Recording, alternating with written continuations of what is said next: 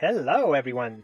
Valentine's is coming up, and here's the team from Tousled to give you our tips and tricks on how to seduce your partner in an unforgettable and passionate time together. All our tips are very valid, and they've been tested throughout history, and really work, even though some of them come with a slight warning. Let's get right into it. We all agree that high foreheads are seriously sexy, right? We have a tip from Renaissance Europe. Just pluck out the hairlines high to get the right look. Yes, it might be a bit painful, but it surely is worth it. In the 1700s, male calves was the thing that turned women on. It's easy. Wear pants that ends just below your knees, then long stockings, high heels, and remember to always exercise your calves. If you don't have calves worth showing off, no worries. Just fake it with some good padding. Honestly, if it works for furniture, why not for legs? Sharpened teeth, like, for instance, the Balinese once upon a time, is not too much to ask, right? Nothing says, kiss me, like a mouth that could double as a shark in Jaws. I always do a very fancy codpiece, the Renaissance way, for Valentine's. Well padded and adorned with jewels and embroidery. It's just irresistible.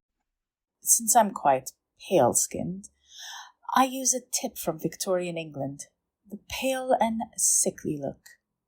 Some white powder and then I paint blue veins on the skin, just like the Victorian ladies did.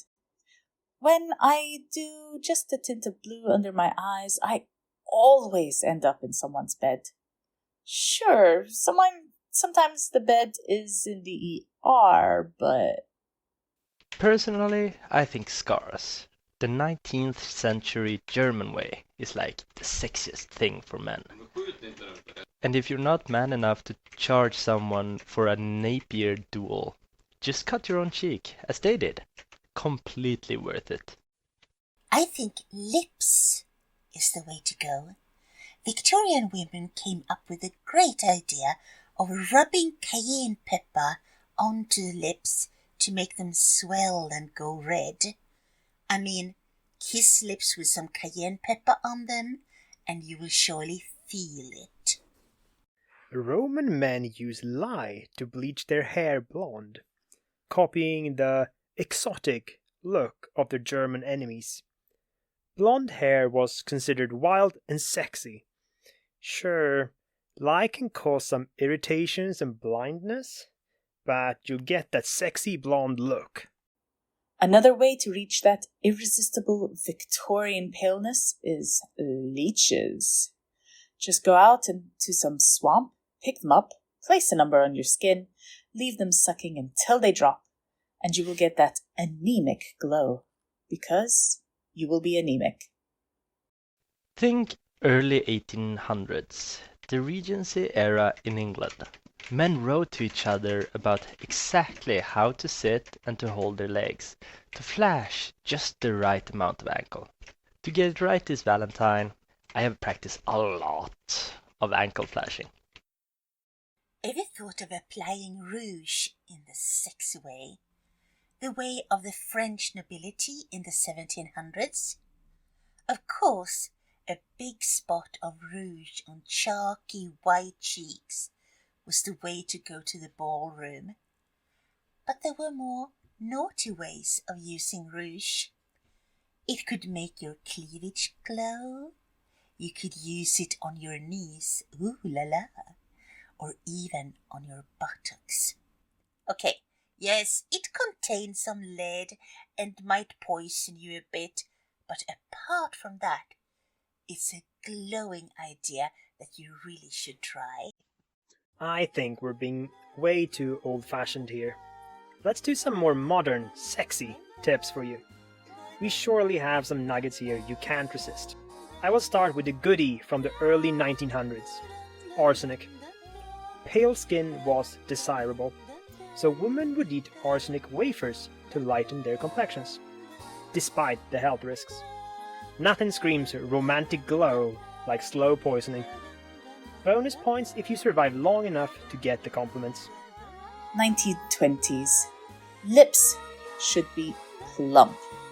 If cayenne pepper doesn't do the trick for you, try an actual bee sting. Works all the time. Oh, yes, you could get a bit unalived, but apart from that, it makes you wonderfully attractive. Things were just better in the 1930s. I have some hot tips here for women. Vaseline all over your face to make you glitter and glow. Or radioactive face creams to make you glow even in the dark. What could be sexier than radium on your face? The 1940s saw the shortages of the war, but also a new sexy thing. Since women could not always get stockings, they simply drew stocking lines onto their bare legs. How about you draw some alluring stocking lines on the back of your legs? I mean, who could resist that? The 1950s came with a new idea. Warmth was thought to enhance a woman's sensuality, so corsets with heating elements became a niche trend for a while. How about you buy yourself, or your partner, a sexy new corset with some built-in heatable pads? In the 1960s, women applied perfume to interesting places, like behind their knees, on their inner thighs, and in their hair.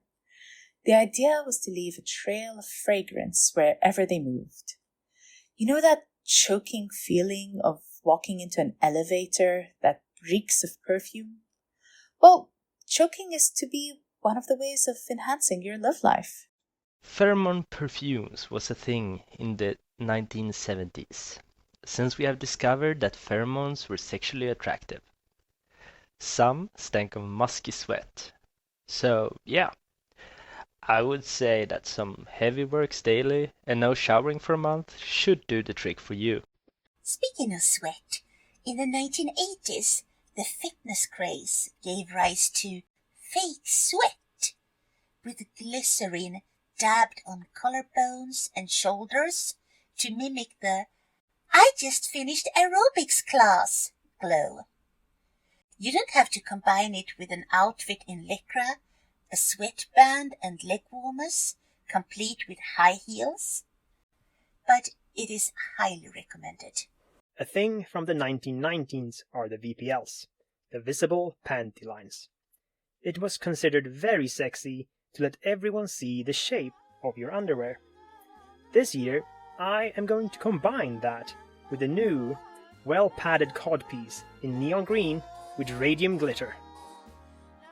Oh no, I do not want to see that. I do have some more modern tips though. Visible thong straps intentionally hiked up above the waistband of low-rise jeans, like early 2000s pop stars. I think I might need the 2010s shapewear brand's buttock paddings to get my sex life going.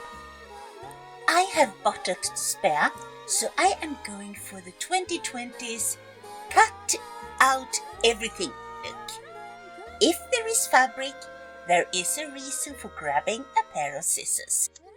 You are now equipped with centuries of seductive wisdom. You just can't fail this. We are looking forward to see your success stories in the comments below.